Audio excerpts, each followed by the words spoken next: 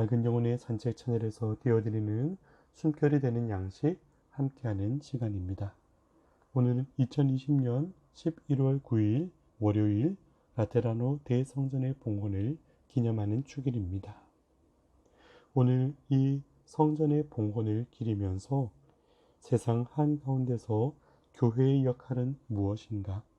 그리고 하느님 나라의 기쁜 소식을 선포하는 우리 삶의 모습은 어떠해야 하는가를 다시금 깊이 짚어보고 주님께 나아가기 위한 발돋움을 기도로 봉헌드리는 마음 묵상 가운데 가졌습니다.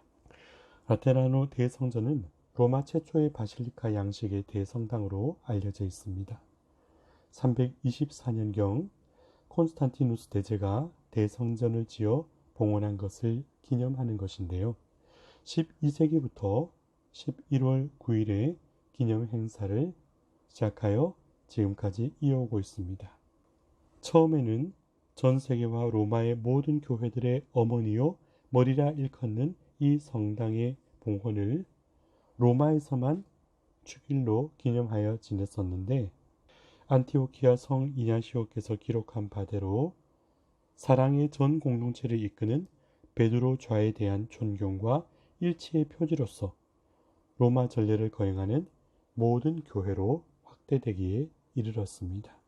현재의 베드로 대성전으로 옮겨지기 전까지 1000년 동안 역대 교황님께서 거주하시던 교회의 행정중심지 역할을 수행했던 곳이지요. 오늘날 우리 전 세계의 가톨릭 교회도 모 교회인 로마와의 일치를 상기하며 이 축일을 기념하고 있는 것입니다. 오늘 거룩한 성전의 봉헌을 다시금 짚어보면서 주님께서 하신 이 복음의 말씀을 깊게 묵상해 보았으면 합니다. 요한복음 2장 17절 당신 집에 대한 열정이 저를 집어삼킬 것입니다. 하느님께서 바라시는 교회가 어떤 것인가? 예수님께서 이 땅에 오셔서 하느님의 말씀을 품고 전하는 이들의 모습이 어떠하기를 바랬는가? 오늘 주님의 뜨거운 성심으로 교회가 바로 서기를 바라는 마음이 고스란히 전해지는 복음 말씀 속에 우리 많은 것을 생각하게 될 것입니다. 교회에 걸어온 길, 하느님의 역사를 이루어온 공동체의 의미, 그리고 시대 가운데의 역할을 되짚어보고 미래를 향해 나아가도록 주님께서는 이끌고 계시기 때문이지요. 교회는 먼 곳에 유리된 저 하늘 높은 곳에 선포만을 하는 것이 아닙니다.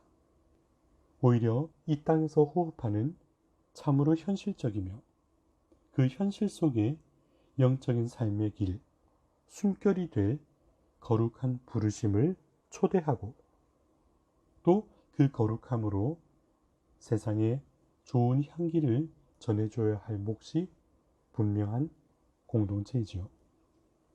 그러기에 시대의 흐름도 알아야 합니다.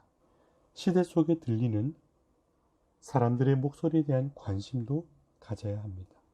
또 고통과 눈물의 얼룩진 자욱을 그리스도적인 사랑과 피로 씻는 가난과 겸손이 우러나기를 기대하는 곳이기도 하지요.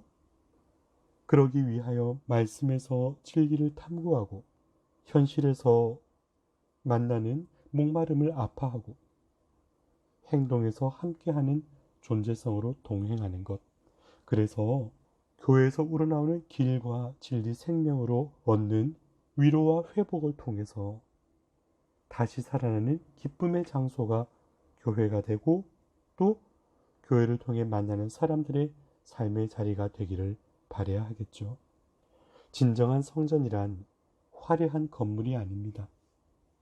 끊임없는 공사나 리모델링에 빼앗기는 분주함이 아니라 장사와 확장을 위한 계획과 사업에 치중하는 것만이 아니라 인맥 관리와 외부적 성과를 은총으로 자랑하는 세속주의의 유혹에 물드는 것이 아니라 수직적인 질서를 당연시하는 관료적인 사회적인 모습을 기대하는 것이 아니죠.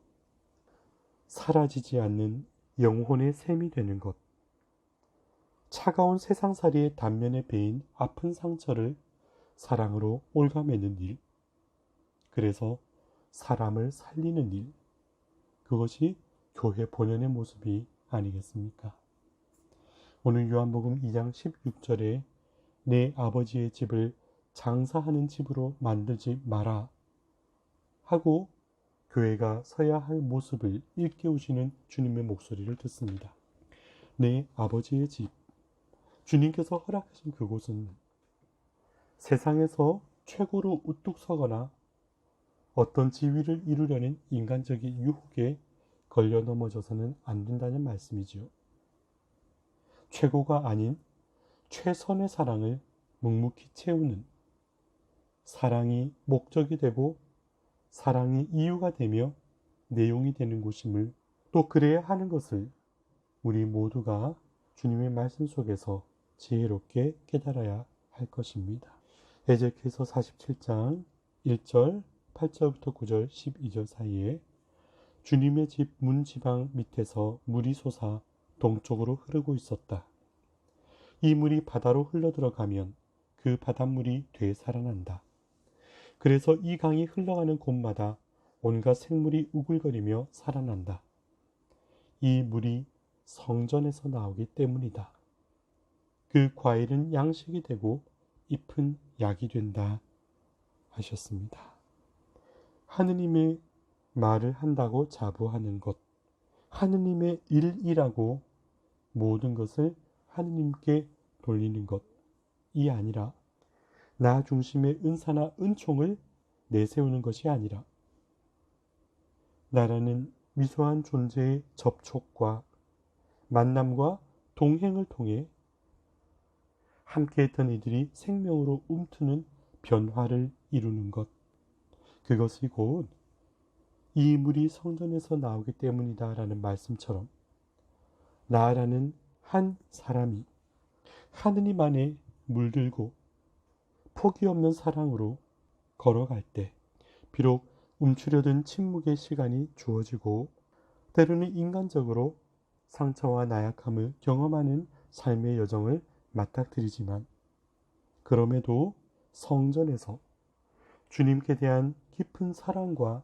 신뢰에서 그리고 주님의 말씀 안에 채워진 맑고 깊은 사랑으로 인하여 마르지 않게 된 샘을 간직하는 것, 그래서 더 큰 강으로 흐르는 것, 세상을 적시는 유유히 흐르는 그 물결이 되어주는 것, 그것이 바로 주님을 믿고 따르는 이의 응답일 것이고 또 그런 사랑으로 모인 이들이 이루는 공동체의 모습이어야 할 것입니다.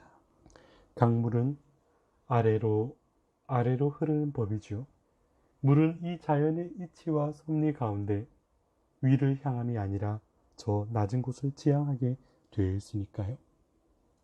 아래로 흐르고 흐르면 그 무게로 인하여 깊어지겠지요.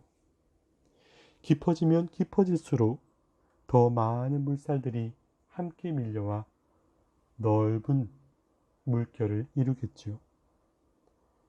넓고 깊어진 그곳이 유유하게 그 유속을 유지하며 큰 바다로 흘러나가기까지 그곳에 깃드는 생명이 살아나고 숨 쉴 수 있는 공간이 될 수 있는 것처럼 우리 성전에서 흘러나오는 물방울이 서로가 서로를 어떠한 벽도 없이 합쳐져 더 큰 물줄기로 흘러내리면 목말랐던 그 영혼이 갈증을 풀고 메말라 갈라졌던 땅이 다시금 생명을 돋게 하고 그리고 모든 것을 풍요롭게 이끄는 그 겸손의 신비, 오늘날 교회가 간직해야 할 내용이고 주님의 말씀을 가슴에 품고서 살아가는 이들의 모범된 품격일 것입니다. 거룩한 성전의 봉헌을 기념하는 이날, 주님께서 바라시는, 주님께서 깃드시는 그곳이 보여지는 그 무엇에 대한 세상적인 방식이 아니라 성전에 깊이 깃들어 영적인 샘을 이 세상에 마르지 않게 적셔줄 수 있는 거룩한 주님의 집이 될 수 있기를 같은 마음으로 기도드리면서, 또 우리의 한 사람 한 사람의 영혼도 그렇게 주님의 살아있는 생명을 전할 수 있는 거룩한 성전이 되기를 갈망하는 마음 담아 오늘의 내디딜 발걸음 은총을 함께 구하는 날이 되셨으면 좋겠습니다. 맑은 영혼의 산책 채널에서 띄워드리는 숨결이 되는 양식이 나를 지어내신 주님의 뜻 따라 거룩한 성전으로 삶을 갖고 가는 데 도움이 되어드렸으면 좋겠습니다.